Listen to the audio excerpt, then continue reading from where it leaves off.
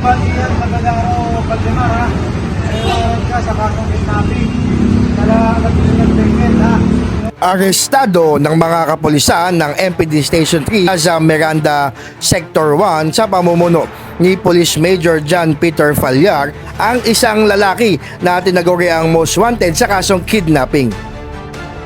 Ayon kay Police Major Fallar, kasagsagan ng kanilang police presence and clearing operation sa kanilang nasasakupan nang makatanggap sila ng impormasyon patungkol sa isang lalaki na tila nagwawala sa kanto ng Gonzalo Puyat at Rizal Avenue sa Santa Cruz, Maynila.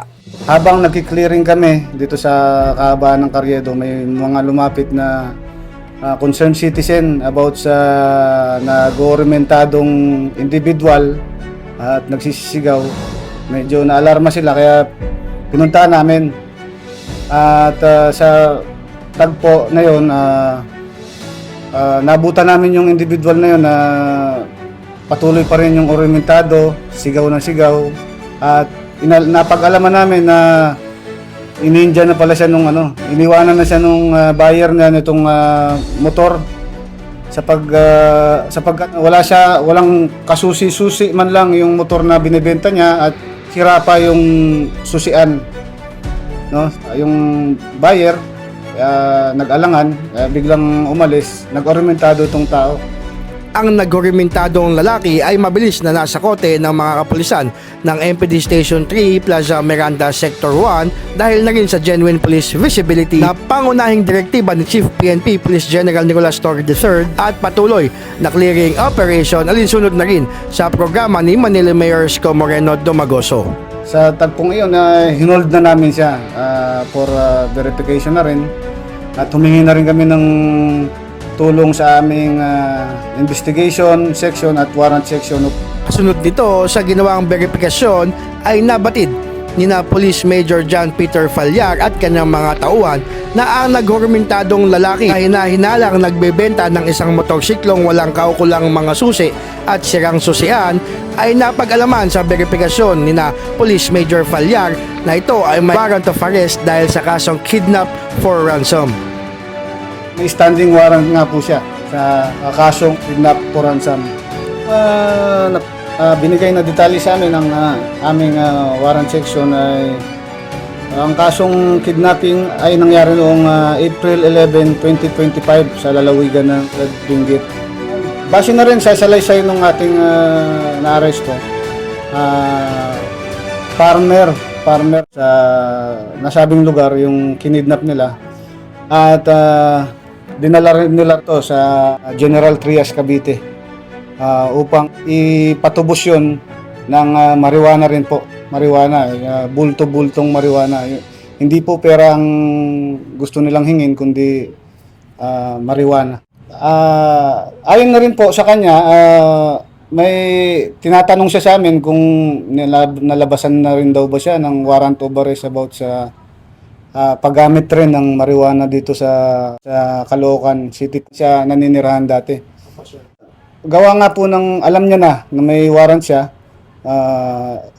lumuwas siya rito sa Manila galing sa General Trias, Cavite para hindi na nga po madamay nga raw ang kanyang pamilya. Wala siyang partikular na tirahan dito. Palaboy-laboy, sugal, may mga kakilala. Wala siyang permanenteng tuluyan. Sir, yung motor po na ibinebenta nung tao, sir, ano po ang status? Apo, yun na rin po, kasalukuyan din po namin hinihintay ang pagberipika ng aming investigation section doon sa nasabing motor kung ito po ay karnap, kung naka-alarma po. Segundo lang po namin na puntahan yung area ng kung saan yung individual na tagpuan natin. Sa tulong nung yung nagsumbong po sa atin na kutisin. Ito po ay alinsunod na rin po, sir, sa direktiba ng ating Chief PNP na kami nga po ay nasa kalsada na.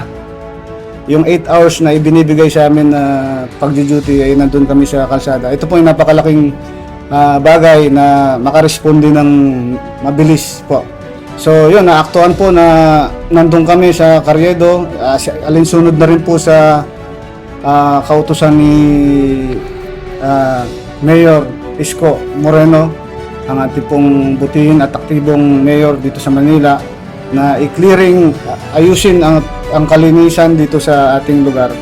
Habang nagpa-function kami sa pag-clearing po, isagawa din po namin yung mabilisang responde doon sa nangangailangan po ng tulong. Sir, baka po Makakaasa po kayo dito sa Sector 1, Plaza Miranda. Ang pulis po ninyo ay aktibo, mabilis ang responde, at tutulong po sa kaayusan at kalinisan itong lugar natin.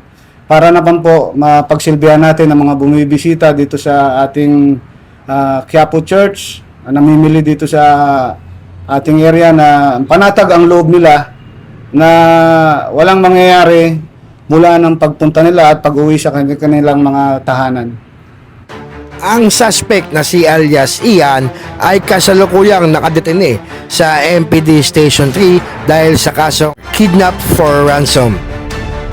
Ito ang resulta ng pinalakas na pagpapatrolya sa kalsada kasabay ng clearing operation ng kapulisan sa Maynila. Sir, ako po si Police Major John Peter Lefranca Palyar po, ang kasalukuyang Sector 1 Commander ng Sector 1 Plaza Miranda sa ilalim po ng Police Station 3, Manila Police District. Sir, thank you very much, sir. Salamat, sir. Salamat po.